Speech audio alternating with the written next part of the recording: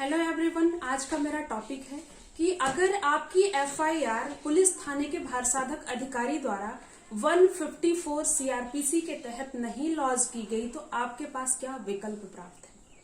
तो फ्रेंड्स, आज हम बात करेंगे कि आपके पास क्या ऑप्शन है अगर आपकी एफआईआर थाने का पुलिस भारसाधक अधिकारी जो है इनकार कर देता है, डिनाय कर देता है लॉन्च करने से। तो आप सबसे पहले तो आप अगर कॉग्निजेबल केसेस हैं, कॉग्निजेबल केस आपने किया है, किसी व्यक्ति ने आपके ऊपर कॉग्निजेबल केस किया है और आप एफआईआर दर्ज कराने जा रहे हैं, सबसे पहला ऑप्शन तो है कि उस केस के लिए संबंधित पुलिस थाने के भारसाधक अधिकारी के पास जाएं 154 में। इसके बाद अगर उसने इनकार कर दिया है लॉन्च करने से तो दूसरा ऑप्शन आपके पास है 154 में ही सब क्लॉज 3 में ऑप्शन है कि अगर पुलिस थाने का भारसाधक अधिकारी आपका एफआईआर लॉन्च करने से डिनाय कर दिया है, इनकार कर दिया है, तो आपके पास ऑप्शन है कि आप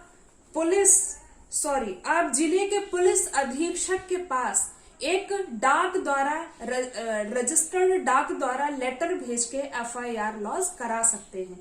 और अगर वहां का जो अधीक्षक है, जिले का पुलिस अधीक्षक, वो चाहे तो स्वयं उस पर लॉन्च करके इंक्वायरी इन्वेस्टिगेशन स्टार्ट कर सकता है या फिर किसी अन्य पुलिस ऑफिसर को निर्देश दे सकता है, डायरेक्ट कर सकता है कि तुम इस पे इन्वेस्टिगेशन करो।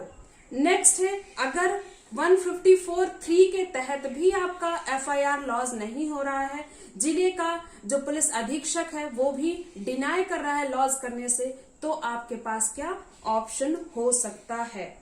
तो आपके पास दो ऑप्शन यहाँ पे हैं अगर 153 का एफआईआर आपका डिनाय कर दिया गया है। सबसे पहले अगर कॉग्निजेबल केस है तो आप क्या करेंगे, 156 सब क्लॉज 3 में आप किसी न्यायिक मजिस्ट्रेट के समक्ष एप्लीकेशन दे सकते हैं। ओके, नेक्स्ट है, चाहे कॉग्निजेबल केस हो चाहे नॉन कॉग्निजेबल केस हो, अगर आपका इनकार कर दिया है, डिनाय कर दिया गया है 153 में लिखने से, 154 सब क्लॉज 3 में लिखने से डिनाय कर दिया गया है, तो आपके पास ये ऑप्शन है 190 सेक्शन 190 सीआरपीसी के तहत आप कोई भी एप्लीकेशन दे सकते हैं, कोई भी सूचना दे सकते हैं न्यायिक मजिस्ट्रेट को, चाहे वो फर्स्ट क्लास मजिस्ट्रेट हो चाहे वो सीजीएम द्वारा ऑथराइज्ड सेकेंड क्लास मजिस्ट्रेट हो, वहां पे आप जाके एफआईआर दर्ज करा सकते हैं। अगर आपका एफआईआर वहां भी लॉन्च नहीं हो रहा है तो आपके पास क्या ऑप्शन है, आपके पास नेक्स्ट ऑप्शन है सेक्शन 200 सीआरपीसी। सेक्शन 200 सीआरपीसी में आप जाके सीधे मजिस्ट्रेट के समक्ष कंप्लेंट फाइल कर सकते हैं। नेक्स्ट आपके पास अगर मजिस्ट्रेट भी सेक्शन 200 के तहत आपका एफआईआर लॉन्च करने से डिनाय कर रहा है, इनकार कर रहा है, तो आपके पास क्या ऑप्शन है, आपके पास तब ये ऑप्शन है कि आप सेशन न्यायालय में 200 के तहत खारिजी, अगर 200 का कंप्लेन सेक्शन 200 की कंप्लेंट आपकी खारिज कर दी गई है, उस खारिजी के अगेंस्ट आपको रिवीजन का राइट है, आप सेशन न्यायालय में उसके अगेंस्ट, उसकी डिसमिसल के अगेंस्ट रिवीजन का एप्लीकेशन दे सकते हैं। नेक्स्ट दोस्तों, अगर सेशन न्यायालय भी रिवीजन करने से इनकार कर देता है, आपका एप्लीकेशन खारिज कर देता है, तो आपके पास एक नेक्स्ट ऑप्शन है जो सबसे लास्ट ऑप्शन होता है, इसके बाद आपके पास कोई ऑप्शन नहीं बचेगा। लास्ट ऑप्शन ये है कि आप हाई कोर्ट में संबंधित जो आपके स्टेट का हाई कोर्ट होगा वहां जाके एक आप इनहेरेंट पावर एक्सरसाइज करने के लिए एप्लीकेशन दे सकते हैं। आप 482 क्रिमिनल प्रोसीजर कोड की सेक्शन के तहत इनहेरेंट पावर यूज करने के लिए हाई कोर्ट को एक एप्लीकेशन दे सकते हैं कि आप एफआईआर को लॉन्च करवाएं अपने इनहेरेंट पावर को यूज करके। तो फ्रेंड्स, आज हमने ये देखा कि अगर आपका एफआईआर लॉन्च करने से पुलिस थाने का भारसाधक अधिकारी इनकार कर देता है, डिनाय कर देता है, तो आपके पास क्या क्या ऑप्शन बचते हैं। सबसे पहला ऑप्शन है डिनाय के बाद 154 सब क्लॉज 3 का आपके पास है कि जिला पुलिस अधीक्षक के पास आप बाय लेटर रजिस्टर्ड पोस्ट द्वारा आप एफआईआर दर्ज करा सकते हैं। इसके बाद अगर वो भी डिनाई कर रहा है तो आपके पास क्या ऑप्शन है, आप 156 सब क्लॉज 3 का यूज कर सकते हैं। और अगर कॉग्निजेबल केस है तो वहां पे न्यायिक मजिस्ट्रेट कार्य कर रहा है, कॉग्निजेबल नॉन कॉग्निजेबल दोनों केसेस में 190 के तहत जुडिशियल मजिस्ट्रेट काम करता है। या फिर आपके पास नेक्स्ट ऑप्शन ये होता है कि आप 200 के तहत कंप्लेंट फाइल कर दें मजिस्ट्रेट के पास। अगर वहां पे भी आपका एप्लीकेशन खारिज हो, कंप्लेंट खारिज हो रही है, तो आप सेशन में जाके रिवीजन का पावर एक्सरसाइज करने के लिए बोल सकते हैं, रिविजनल एप्लीकेशन दे सकते हैं। अगर रिविजनल एप्लीकेशन भी आपकी खारिज हो जाती है तो आपके पास हाई कोर्ट में 482 के तहत एक लास्ट ऑप्शन बचता है इनहेरेंट पावर को एक्सरसाइज करने के लिए। तो दोस्तों हमने ये देख लिया, लेकिन प्रैक्टिकली अगर आपको एफआईआर लॉज कराना है, कई बार होता है कि एफआईआर नहीं लॉज की जाती है। कई बार ये भी होता है कि दलित व्यक्ति जो होता है, गरीब व्यक्ति जो होता है, तो पुलिस स्टेशन कई बार ऐसी लापरवाही कर देता है कि आपका एफआईआर आपकी शक्ल देख के लॉज नहीं करता है। या फिर ऐसा होता है कि कई बार आप मामले को उसके समक्ष एक्सप्रेस नहीं कर पा रहे हैं और वो ऐसे जाके आपका रिजेक्ट कर देता है एप्लीकेशन। वो ये नहीं देखता है कि हो सकता है कि एक्सप्रेस ना कर पा रहा हो, इसके पास मैटर हो, ये पीड़ित पक्षकार हो, या किसी गंभीर मामले को लेके ये हमारे पास आया हुआ हो। उनका हालांकि वही काम है एफआईआर लॉज करना, इन्वेस्टिगेशन करना, यही उनका काम है, परंतु वो कई बार लापरवाही करते हैं, उपेक्षा करते हैं, बरतते हैं। तो आपके पास ये भी ऑप्शन है कि अगर वो एफआईआर आपका लॉज नहीं करने हैं तो आप क्या कर सकते हैं, आप जो उनके सुपरिंटेंडेंट है, सीनियर है, वहां जा सकते हैं। इसके बाद प्रैक्टिकली आपके पास ऑप्शन है कि आप सीधे वहां जिला कलेक्टर जो दंडाधिकारी है उसके पास जाके और कंप्लेन फाइल कर सकते हैं, कंप्लेन नहीं सॉरी एक एप्लीकेशन दे सकते हैं, एक सूचना दे सकते हैं कि हमारी एफआईआर लॉज नहीं हो रही है।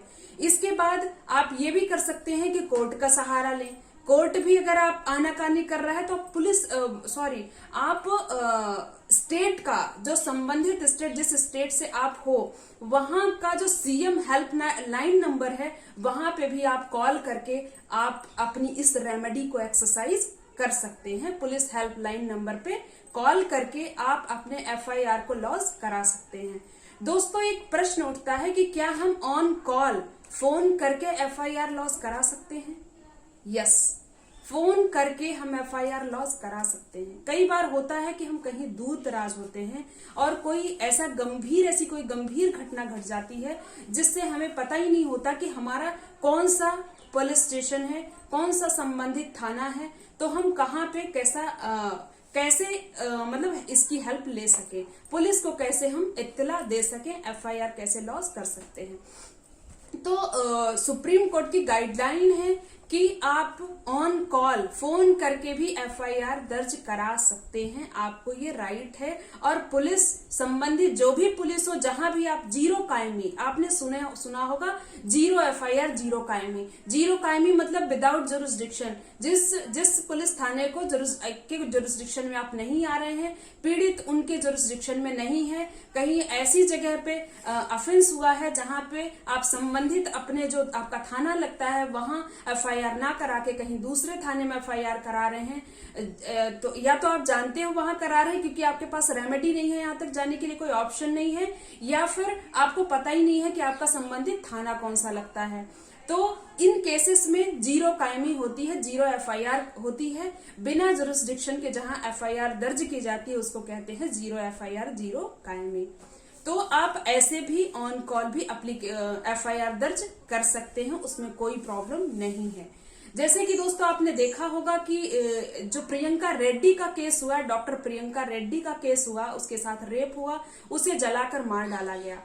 पुलिस वहां पे बहुत उपेक्षा बरती। कई बार बड़ा दुख होता है कि हो सकता है कि अगर जहां पे उसके पेरेंट्स जाके एफआईआर लॉज करा रहे थे, एफआईआर लॉज कराने के लिए गए हुए थे, अगर पुलिस वाले वहां उपेक्षा ना बरतते, नेग्लिजेंसी ना बरतते, तो शायद उसकी जान बच सकती थी। उसके पेरेंट्स वहां पे जाते हैं, किसी दूसरे पुलिस स्टेशन में पुलिस वाले बोलते हैं कि यहाँ आपका थाना नहीं लगता है, ये आपके जुरिस्डिक्शन में नहीं है, ये जो मैटर है मेरे जुरिस्डिक्शन का नहीं है, जुरिस्डिक्शन वाले पुलिस थाने में वो भेज दिए जाते हैं।